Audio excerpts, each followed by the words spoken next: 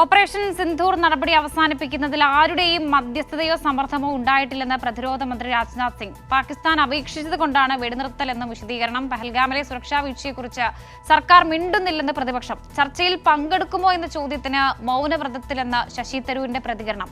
ലോക്സഭയിൽ ചർച്ച തുടരുന്നുണ്ട്. നാളെ കേന്ദ്ര ആഭ്യന്തരമന്ത്രി അമിത്ഷാ ലോക്സഭയിൽ പ്രസ്താവന കൂടി നടത്തും. സിബി സി ജോസഫ് ഉണ്ട് വാർത്തയുടെ വിവരങ്ങളുമായി. സിബി, ഇപ്പോഴും ലോക്സഭയിൽ ചർച്ച തുടരുന്നുണ്ട് എന്ന് മനസ്സിലാക്കുന്നു. എങ്ങനെയാണ് ചർച്ചകൾ പുരോഗമിക്കുന്നത്? വർഷ ഉച്ചയ്ക്ക് ശേഷം 2 മണിക്ക് ആരംഭിച്ച ഈ ചർച്ച ഇപ്പോഴും തുടരുകയാണ്. ഇപ്പോൾ 7 മണിക്കൂർ പിന്നിട്ടിരിക്കുന്നു.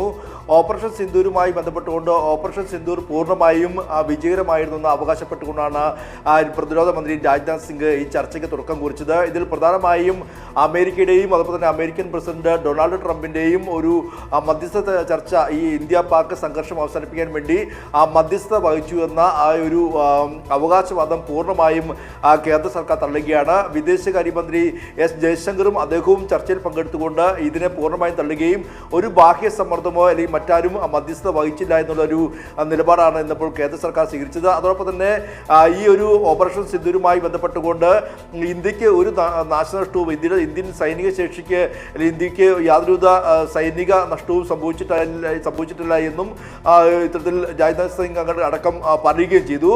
അതോടൊപ്പം തന്നെ ഈ ഗൗരവ് ഗൊഗോയിയാണ് ആദ്യം പ്രതിപക്ഷത്തു നിന്നും ഈ ചർച്ച ആരംഭിച്ചത്. ഇതിന്റെ പൂർണ്ണമായ ഉത്തരവാദിത്വം ഇത് കേന്ദ്ര ആഭ്യന്തരമന്ത്രി ഏറ്റെടുക്കണമെന്നും ഇതിൽ പഹൽഗാമിൽ വലിയ സുരക്ഷാ വീഴ്ചയാണ് ഉണ്ടായതെന്നും ഗൗരവ് ഗൊഗോയി പറഞ്ഞു. അങ്ങനെ പ്രതിപക്ഷത്തെ ഭാഗത്തു നിന്നും പൂർണ്ണമായും ഈ പഹൽഗാമിലെ സുരക്ഷാ വീഴ്ച സംബന്ധിച്ച് കേന്ദ്ര സർക്കാർ മിണ്ടുന്നില്ല എന്നുള്ള ആരോപണം ഉന്നയിക്കുകയും ഇത് എത്ര രാജ്യത്തിന് എന്ത് നഷ്ടം സംഭവിച്ചെന്ന കാര്യത്തിൽ സർക്കാർ മിണ്ടുന്നില്ല എന്നും വ്യക്തമാക്കുകയും ചെയ്തു. മാത്രമല്ല ആ പഹൽഗാം ആക്രമണ സമയത്ത് സൗദി സന്ദർശനം വെട്ടിച്ചുരുക്കി എത്തിയ മോദി ഓടിച്ചെന്നത് ബീഹാറിലേക്കാണ്. മോദിയെ സംബന്ധിച്ച് ബീഹാറിലെ തെരഞ്ഞെടുപ്പും അവിടെ വോട്ട് ഭാഗമാണ് ലക്ഷ്യം. പക്ഷേ പഹൽഗാമിൽ ഇതുവരെയും നരേന്ദ്രമോദി പോകാൻ തയ്യാറായിട്ടില്ലെന്നും പ്രതിപക്ഷം പറയുകയും ചെയ്തു.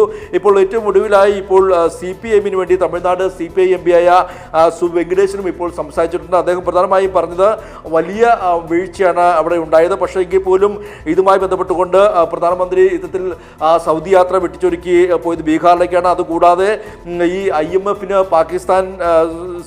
പാകിസ്ഥാന് സാമ്പത്തിക സഹായം നൽകി. ഇതോടെ ആഗോളതലത്തിലും ഇന്ത്യ പരാജയപ്പെട്ടു എന്നും അദ്ദേഹം ആരോപിക്കുകയും ചെയ്തു. മാത്രമല്ല ഇതിനൊരു വർഗീയ ധ്രുവീകരണത്തിന് പോലും കേന്ദ്ര സർക്കാർ ശ്രമിച്ചു.